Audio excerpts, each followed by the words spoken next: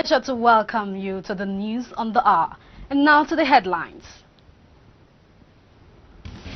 Archbishop Michael Fabe of Lagos Ecclesiastical Province speaks of God's abundance and grace in the midst of harsh economy imposed by COVID-19. President Buhari appoints Reverend Yakubu Pam as Executive Secretary, Nigerian Christian Pilgrims Commission (NCPC).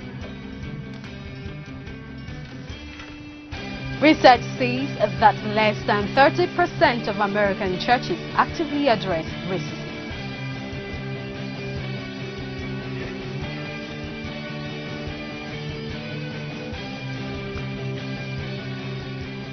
We'll begin with a word of encouragement and assurance from the Bishop of Remo and Archbishop Ecclesiastical Province of Lagos, the Most Reverend Dr. Olusola Fabe, who in his weekly devotion has assured Christians that the pandemic that is seriously ravaging the whole world will never terminate the lives of true Christians, as Christ has promised his children a path of life that is victorious, full of abundance and grace. At this particular period of COVID-19, it is our Heavenly Father, God, the creator of the whole universe, who has been showing us the path of life. And of course, Jesus Christ says, I am the life. He is not only the way, he is not only the truth, but he is the life. And because he is the life, COVID-19, coronavirus, cannot decimate our lives, cannot terminate our lives. Because in the presence of God, there is fullness of joy. It is this joy that we have that has encouraged us to continue to worship God. He has promised us that he will show us the path of life. Life that is victorious. Life that is full of abundance. Life that is full of grace. Meanwhile, the President of the Federal Republic of Nigeria, President Muhammadu Buhari, has approved the appointment of Reverend Yakubu Pam as Executive Secretary of Nigerian Christian Pilgrims Commission (NCPC). His appointment, which took effect from 26th of June 2020 for a period of 5 years, was made known by the Senior Special Assistant to the President, Muhammadu Buhari, Garba Shehu. Until his appointment, Reverend Pam was the chairman of the Plateau State Christian Pilgrims Board. Born on 1960 in Plateau State, Reverend Pam holds a first degree in Christian education.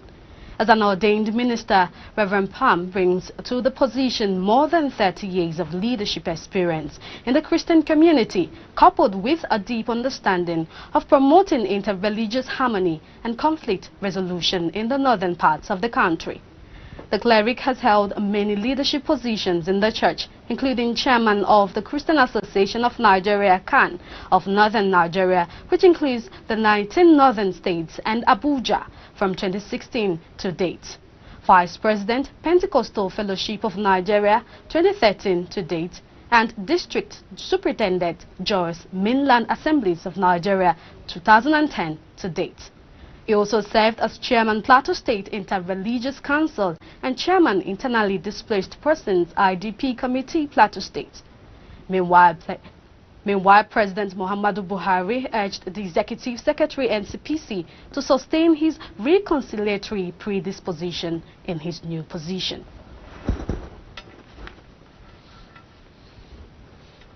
The Senate's Ajayi Crowther University ACU has given consent for one of the lives-changing Christian drama ministry, Mount Zion Christian Drama Institute, to be affiliated with the higher institution. The approval was given in the 94th Senate meeting of Ajayi Crowther University, Oyo State, after a visit by a panel from the university to inspect facilities in the institute. The panel certified that the institute has the requisite staff and facilities to run the program of the university. Mount Zion Drama Institute has consistently trained thousands of people in Christian drama arts for 28 years and overseen by foremost Christian drama evangelist, a scriptwriter and director, evangelist Mike Bamiloe. The Vice-Chancellor, Right Reverend Professor Dabo Asaju, who chaired the university's Senate first meeting at the permanent site on Oyo Ogbomosho Road, said the institute was one of the foremost Christian drama institutions in the country, and given that Ajayi Crowther University is founded by the church, it was fit and proper that the affiliation was approved. The proprietor of the institute, Mike Bamiloye, and his team had earlier visited the university to express their desire for the affiliation, and with the approval given the Senate, the institute would offer certificates, diploma and degree programs of the Department of Performing Arts and Music. The evangelist Franklin Graham, son of the late American's prominent evangelist Billy Graham, has lauded the election of former pastor and Assemblies of God President Lazarus Chakwera as the new president of the sub-Saharan African nation of Malawi. Graham congratulated the new president through his Facebook handle, saying that he did a great job chairing a Billy Graham Evangelistic Association outreach in 2010 called My Hope Malawi.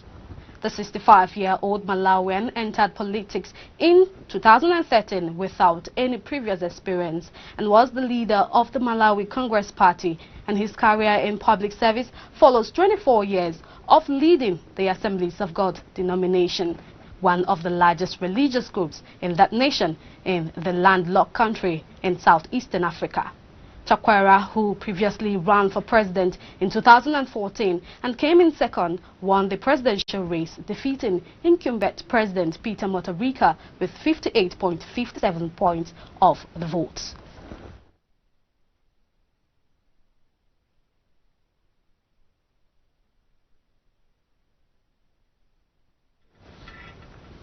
Meanwhile, reports say that less than 30% of American churches are actively engaged in addressing racism or racial inequality, even though most pastors agree that churches should oppose the social ills.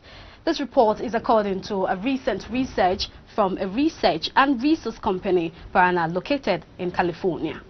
They reported that despite the ongoing social unrest over racial inequality and social brutality sparked by the killing of George Floyd while in the custody of Minneapolis police officers in May, only 29% of Protestant pastors from Barna's pastor panel said their churches were either completely or most actively involved in addressing racial or racism inequality.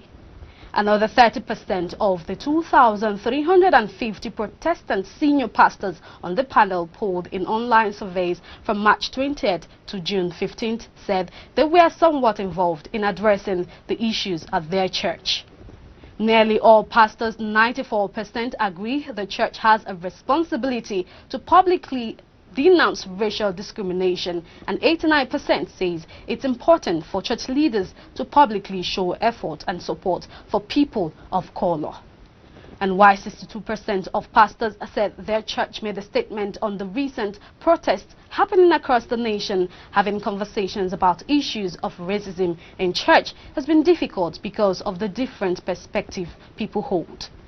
The majority of white practicing Christians, 61%, believe issues of racism are the result of an individual's own belief and prejudices against people of other races, while 2/3 of black practicing Christians, 66%, argue that racial discrimination is historically built into American society and institutions.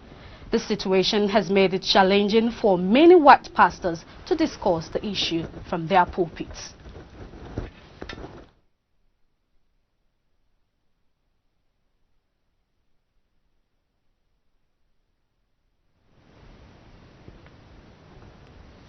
This is still the news on the hour. Remember, you can connect with us on YouTube and on Facebook. And still to come, Nigerian midfielder Mikel Obi in talks with a club for possible return. These and other stories coming your way after this break. Kindly stay tuned. People of God, if there is any time the world is confused about whom actually is a Christian, it is now. The noise everywhere is confusing the crowd. People have heard wonderful, eloquent professionally, intellectually delivered sermons. But there is one question on the lips of everybody in the street. Where can I find practicing Christians?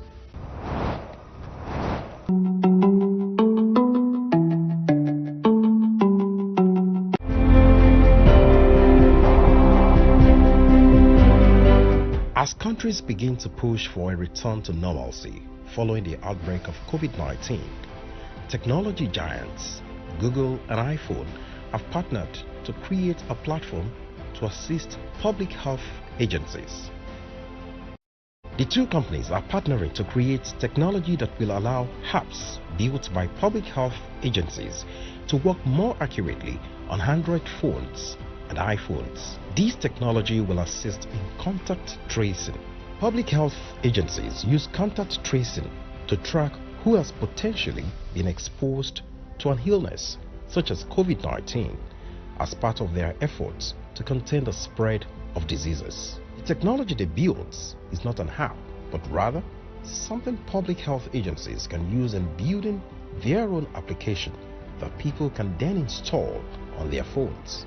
Each Android phone or iPhone user gets to decide whether or not to use the exposure notifications. The system does not collect or use location from the device. And if a person is diagnosed with COVID-19, it is up to them whether or not to report that in the public health app. For iPhone users, go to Settings, then click on Privacy. Click on Health, and you will see the COVID-19 exposure login. Similarly, for Android phone users, go to Settings, then scroll to Google, click, and you will see COVID-19 exposure notifications. To activate this function, therefore, an app specifically designed for contact tracing will be required by local health authorities. In other words, this creates a viable opportunity for app developers and relevant health authorities in Nigeria to develop and domesticate a homegrown technological solution in this regard. Welcome back, and thanks for being there. For more on our top stories, please visit our website at ACNNTV.com or our social media platforms on Facebook.com or YouTube.com/ACNNTV. To be up to date with our news and other programs, download the VM Africa app from Android and iOS stores. Also, you can advertise your products and services on ACNNTV. 5 police officers in India have been arrested in connection with the killing of a father and a son who were allegedly brutalized after their arrest last month for keeping their store open past permitted hours during the ongoing coronavirus pandemic. According to reports, Mr. J. Raja and his son Phoenix were arrested on June 19th in Tamil Nadu state in southern India and kept overnight in police custody.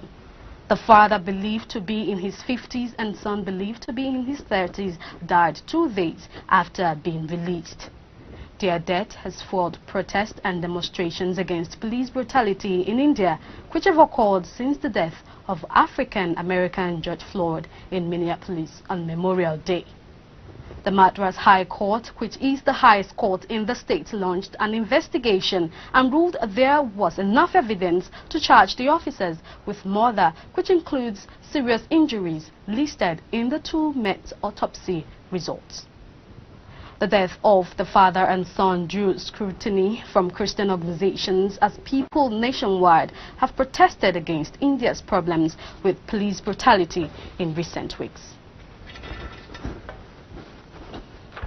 In Ondo State, the secretary to the Ondo State government, Ifedayo Abegunde, has resigned his appointment. Abegunde, while confirming his resignation, did not give any reason for his decision, but said he will make his next line of action known soon. He also informed the state governor Rotimi Akeredolu about his decision in a letter dated July 6, 2020, and appreciated Governor Akeredolu for the opportunity given to him to serve the people of the state. He also wished the governor, who is in isolation after testing positive to coronavirus, a quick recovery. His resignation comes 2 weeks after the Deputy Governor Ajayi resigned his membership from the All Progressive Congress APC.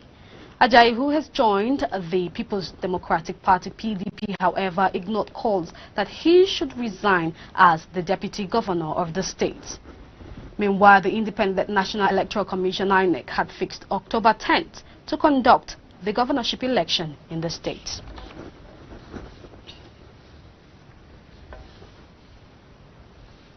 Shehu Sani, a former lawmaker representing Kaduna Central Senatorial District at the Senate, has questioned the efficacy of the COVID-19 organics as Madagascar has imposed a fresh lockdown due to the rise in cases of COVID-19.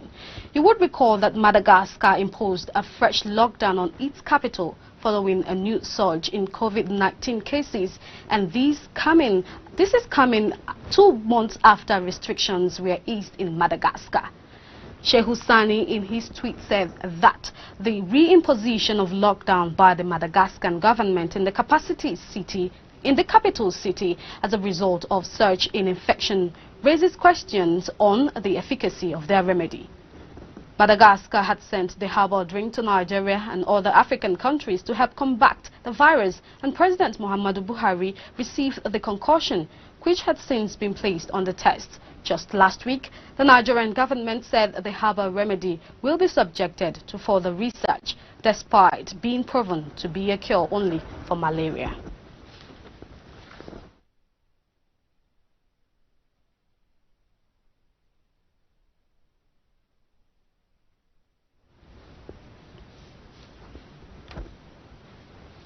On sports news, West Ham United is in talks to sign former Super Eagles captain Mikel Obi.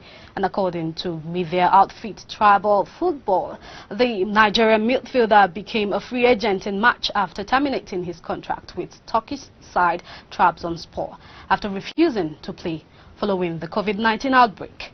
The 33-year-old, who has previously played for Chelsea and Middlesbrough in England, has also been linked with Championship side West Brom, but it is understood the Hammers are already in talks with him.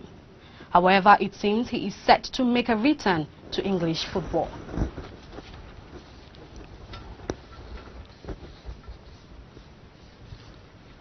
Meanwhile, the scribe of the National Association of Nigeria Professional Footballers, Austin Popo, has said that the Players Union in Nigeria wants to pursue an agenda that will see FIFA intervene in the way clubs treat players with regards to their earnings and due emolument, with the growing cases of players being owned in the Nigerian league. Popo, speaking in a chat with newsmen, said the current situation favors foreign players in the league, where FIFA comes readily to their aid in terms of jurisdictions, as against local Nigerian players who are at the mercy of having the Football Federation denounce enforcement on clubs, which has failed to yield the desired result. Hence the need to have the scope of such control beyond just the federation, so that everyone is taken care of once it gets to FIFA's notice.